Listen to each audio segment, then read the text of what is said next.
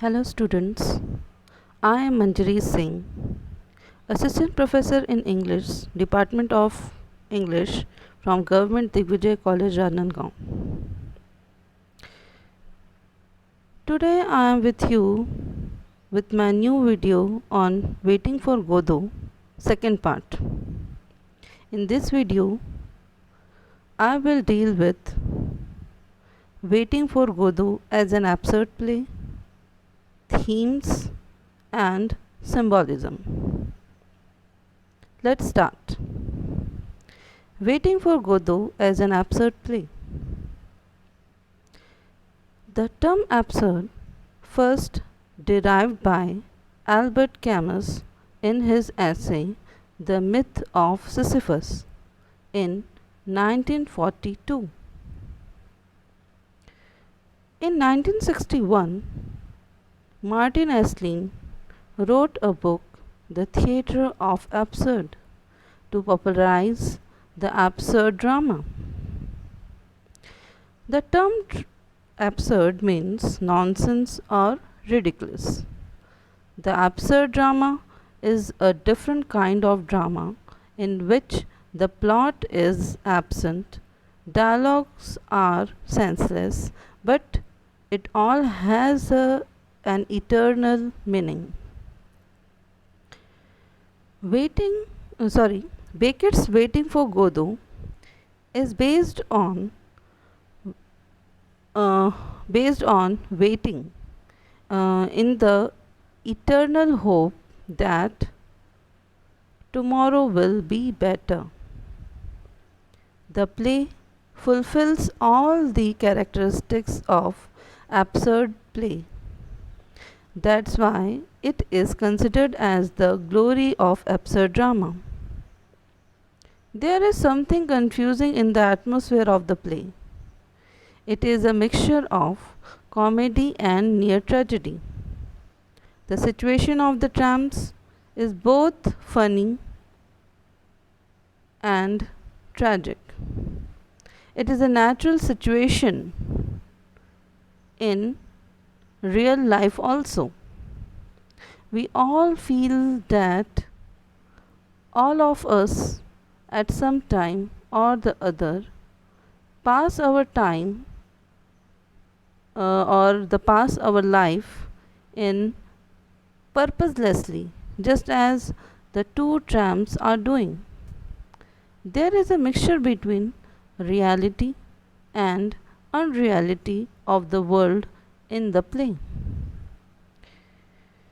So, it is better to say that human beings cut off from their roots live in meaningless isolation in an aligned universe. This is called absurd play. Let's move towards the themes. The play has various themes like existentialism, suffering, time, meaninglessness of life, ignorance and boredom, exploitation, waiting for God. Let's start. Existentialism means it is a revolt against tradition and conventions, against all that hampers human liberty. The existentialism was in vogue after Second World War, whereas the play was also written after the Second World War. Like this, the situations and conditions of post-World War hampers the contemporary literature of the world. Existentialism also shows man is born to suffer. His existence is essentially miserable, lonely, the desire of happiness and suffering. The protagonists are placed in a very difficult situation in the play. The world is full of boredom, meaninglessness, and without purpose. At last, we would find that There is no end for human misery.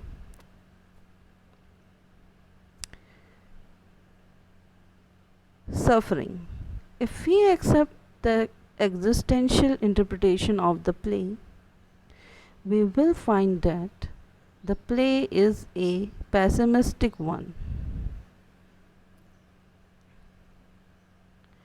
Uh, it is a play that says suffering is an inseparable part of the human life. The protagonists suffer intensely and constantly. They have nowhere to rest their head. They have nothing to eat except carrots. And the worst of it is that the suffering is both purposeless and hopeless. Let's move toward our third theme, time. The theme of time is also related to existentialism. There is no clock or nothing from which they can find out the time. The play neither in the play neither time nor identity nor reality nor memory nor the past has any significance. And it is related to our next theme, meaninglessness of life.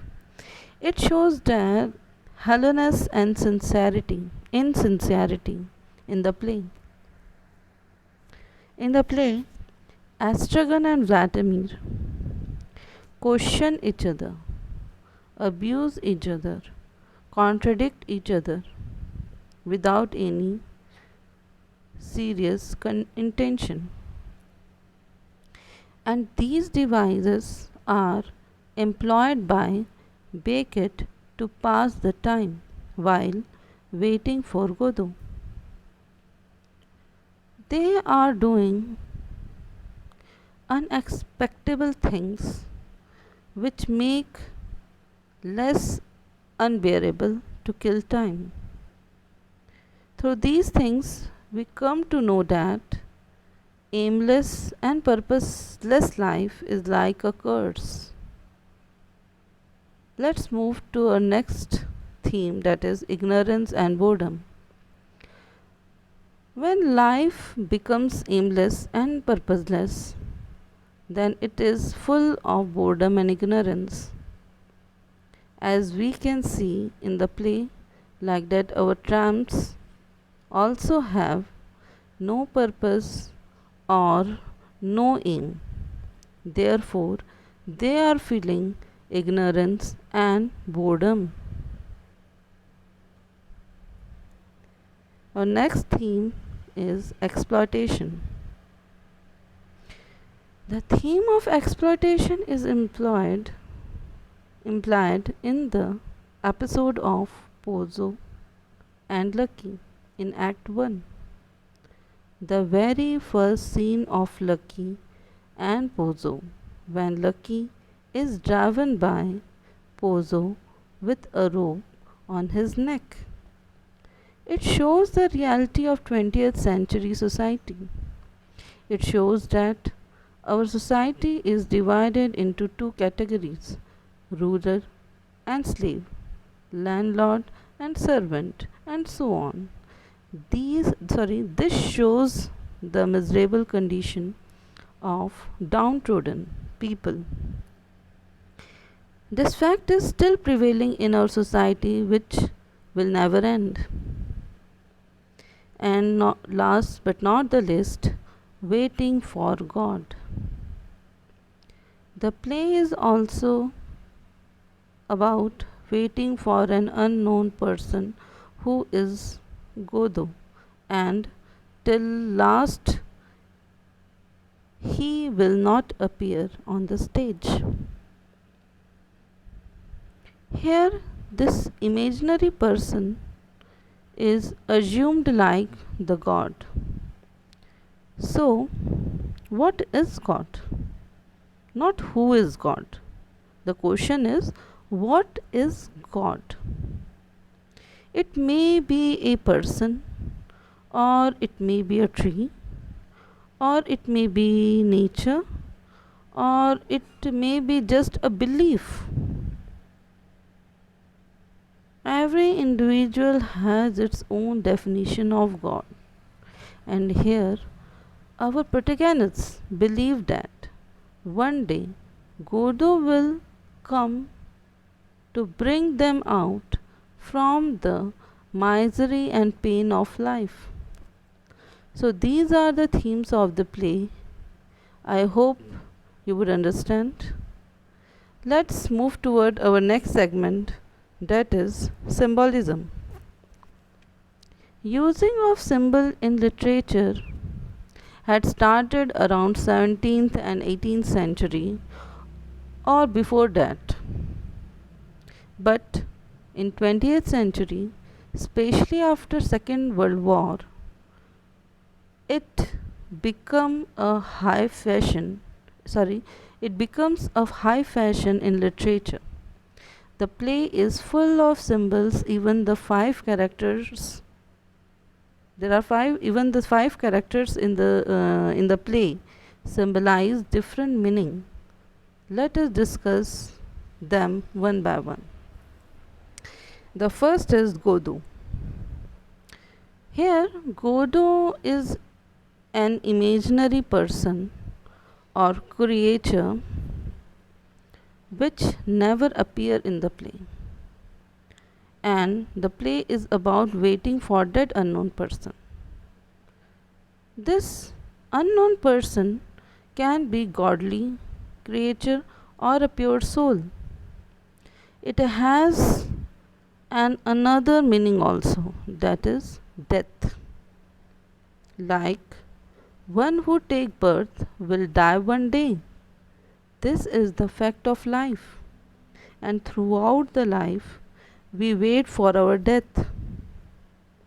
Like this only these tramps may be waiting for their death, because after death they are all free from their misery and pain. Some people make their life useful by taking a aim or purpose, or there are some people who observe fast or meditation to achieve their aim, and there are few people who are like tramps who have no purpose, no aim, nothing. Like them, no one can achieve their aim or salvation.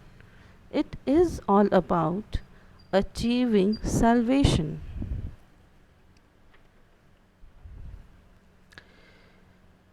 Let's discuss Astragon and Vladimir together. In the play,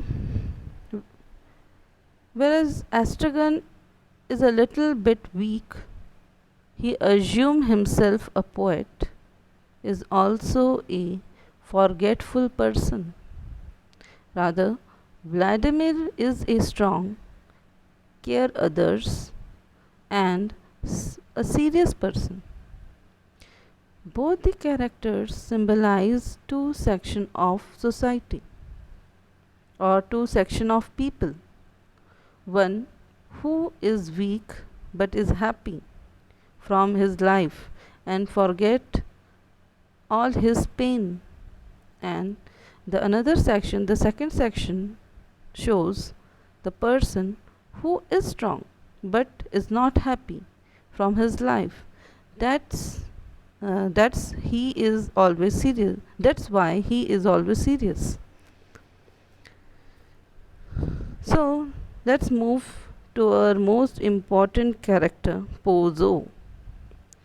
So here in Act 1, Pozo represents a upper class person or represent upper class society who is egoist, dictator, cruel and rude, who always exploit or misbehave with his servant. He treats his servant like an animal. But in Act 2, suddenly everything has changed. Now, Pozo becomes a blind. A blind person cannot see from his physical eye, but from eternal eye.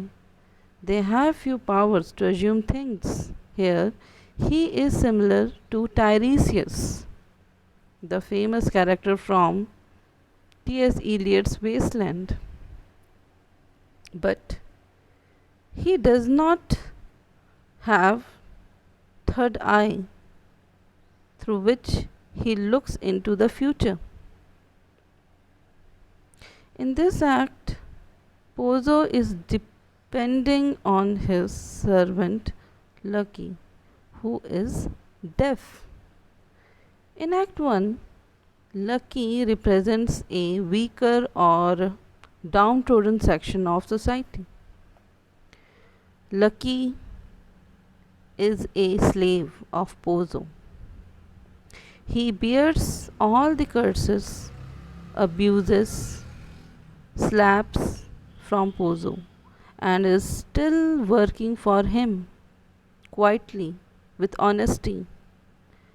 Lucky is very intelligent, loyal, kind and a versatile person. He symbolizes the poor man, poor section of society who has efficiency, but he cannot do anything without his master's permission.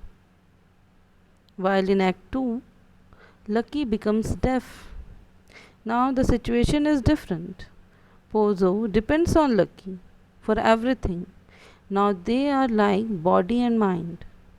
Body is incomplete without mind. And here Pozo is body and Lucky is mind. Both represents material and spiritual, mankind and Christ. And at last, other symbols. The play is full of symbols. It has various small symbols, but we chose some two symbols which are very important. The first is symbolic tree. In Act 1, the tree is barren. It symbolizes death, means in 20th century the world becomes barren, have no life, full of disillusionment, desolation, pessimism is existing in the society. While in Act 2 the situation changes. Now the few sprouts come out on the branches. It shows the ray of hope that good times come after bad times. This also shows that one day all the misery, pessimism, pain, fear will be overcome by optimism, goodness, honesty and love. Another symbols used in the play, the tramped shoes are also symbolic for essential instability of human construct. So there are various symbols used in the play, but we have discussed only the important one. Hope this video will help you to understand the play, The Waiting for Godot. Thank you.